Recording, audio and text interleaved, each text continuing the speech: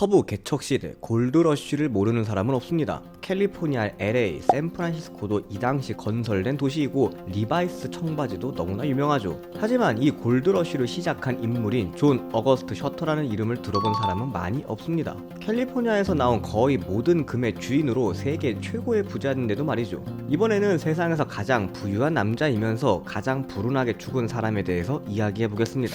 셔터는 스위스에서 태어나 도둑질과 어음 위조로 연명하다 법정 소송과 파산으로 유럽을 떠나 1834년 뉴욕으로 향했습니다. 뉴욕에서는 특유의 사업 수완으로 배송물 관리, 약장수, 술집 주인, 음식점 사장 등 여러가지 일을 하며 꽤 큰 돈을 벌었죠. 그리고 그 돈으로 미주리 주에 땅을 사고 농장과 여관을 운영하며 살았습니다. 이 당시는 서부 개척이 한참 이루어지는 시기라 서쪽으로 향하는 탐험가, 사냥꾼, 군인 등이 많았죠. 서터는 이들을 보고 서쪽으로 가면 큰 돈을 벌겠다 싶어 재산을 처분하고 2명의 군인과 5명의 선교사, 3명의 식모와 함께 서부로 향했습니다. 그러나 미개척지 서부는 너무 황량해서 서부로의 여정은 쉽지 않았습니다. 식모는 영양실조로 죽고 군인과 선교사는 힘들다며 중간에 돌아갔죠. 3개월에 걸친 여정 끝에 서터 혼자 밴쿠버에 도착 후 알래스카에 갔다가 비교적 따뜻한 샌프란시스코에 도착합니다. 지금이야 금문교도 있고 미국에서도 살기 좋은 곳으로 손꼽히는 곳이지만 당시에는 허름하고 조그만 어촌 마을이었습니다. 서터는 주지사를 찾아가 자신이 농장을 운영한 경험이 있고 땅을 살 돈이 있다고 어필했습니다. 그리고 이민자를 받아들여 고용하고 개척해 나가겠다고 말하죠. 주지사 입장에서도 관리가 되지 않는 광활한 미개척지보다는 사람들이 들어와 살며 세금을 받는 편이 훨씬 이득이었죠. 더군다나 서터가 다리도 놓고 도로도 닦으며 살겠다니 너무 좋았습니다. 그래서 1839년 서터에게 10년간 땅을 관리하고 땅에서 나는 모든 이득을 가질 수 있는 운영권을 주죠. 그 땅이 현재 캘리포니아 주의 주도인 세크라멘토 일대입니다. 서터는 이 땅에 뉴 스위스라는 뜻을 가진 노이 헬베티엔이라 이름을 붙이고 인디언들의 습격을 막기 위해 요새를 건설했습니다. 그리고 물소와 말, 당나귀 등을 사서 기르고 작물을 기르며 농장을 일궈 나갑니다. 일손이 부족해 남태평양에서 카나카인들을 데려오기도 하죠. 땅은 매우 넓고 기름졌기에 매년 풍년을 이어갔고 농장은 날이 갈수록 번창했습니다. 그리고 장기간의 항해에 지친 선원들에게 신선한 과일을 팔기 위해 과일나무를 심어 팔기 시작했는데 이게 그 유명한 캘리포니아산 과일의 시초입니다. 번 돈으로 땅을 더 구입하고 농장에서 일할 사람들을 더 고용했습니다. 대장장이, 양치기, 농부, 농장을 지킨 군인, 요리사 등 수천 명의 사람이 농장에서 일을 하고 서터의 노이 헬베티에는 점차 커갔죠. 샌프란시스코와 세크라멘토를 넘어 캘리포니아 상당수가 서터의 땅이 되었습니다. 그러던 1848년 1월 목수인 제임스 마셜이 서터에게 한 줌의 모래를 보여주는데 살펴보니 노란색의 금이었습니다.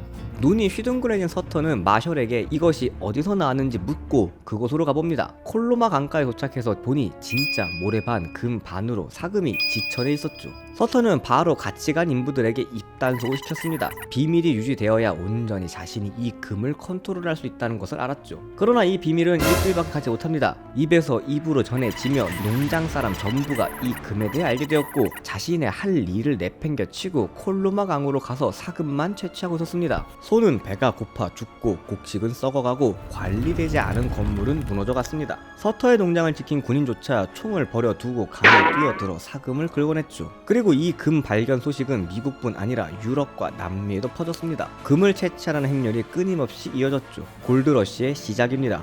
뉴욕에서만 매달 100척의 배가 출발했고 유럽 전역에서 샌프란시스코를 향해 들어왔습니다. 1850년 7월에만 500척이 샌프란시스코로 입항했습니다. 덕분에 샌프란시스코는 조그만 어촌에서 몇 년 만에 엄청난 항구 도시로 발전했지만 서터에게는 비극이었습니다. 수십만의 사람이 몰려와 서터의 농장을 쑥대밭으로 만들며 금을 찾아다녔습니다. 서터는 이곳이 자신의 땅이라 소리쳤지만 금에 흥분한 사람들에게 들릴 리가 없었고 이들을 컨트롤할 공권력은 당시 미미한 수준이었습니다. 사람들은 서터의 땅에서 온갖 금을 가지고 가죠. 미국 지질조사국에서 발표한 자료에서는 첫 5년간 약 금 370톤이 채취되었다고 합니다. 하나로 15조의 어마어마한 양이죠. 모든 것을 잃어버린 서터는 가족들이 있는 외딴 농장으로 돌아갑니다. 그리고 와이프에게 바가지가 끊기죠. 그때 변호사였던 아들은 소송을 걸자고 얘기했고 서턴은 법원으로 가서 샌프란시스코의 모든 땅은 법적으로 자기 것이며 거기서 나온 금도 자신의 것이라며 소송을 시작했습니다. 전 세계에서 골드러쉬로 몰려왔던 불특정 다수는 어쩔 수 없지만 자신의 농장에서 일했던 17,221명을 고소했죠. 4년을 끌었던 소송에서 1855년 결국 법원은 세크라멘토 근방의 땅 소유권을 서터에게 인정해줬고 파괴된 농장과 도로, 다리 등 시설에 대한 손해보상으로 2,200만 달러, 채굴된 금에 대한 지분으로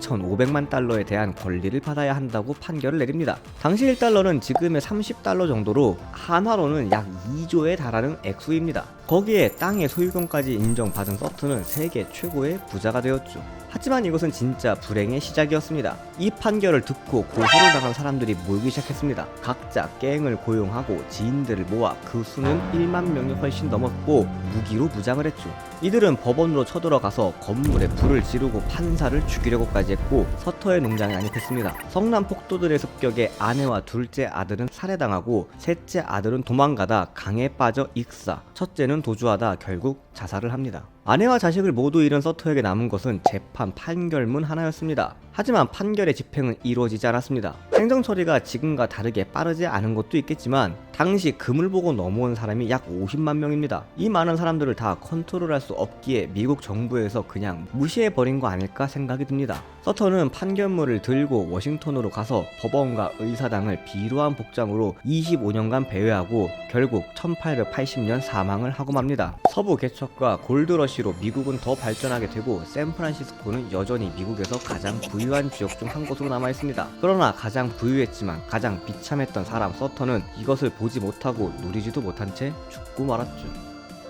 이번에도 다 아시는 얘기 봐주셔서 감사합니다. 지식과 정보를 관찰하는 지식미어캣이었습니다.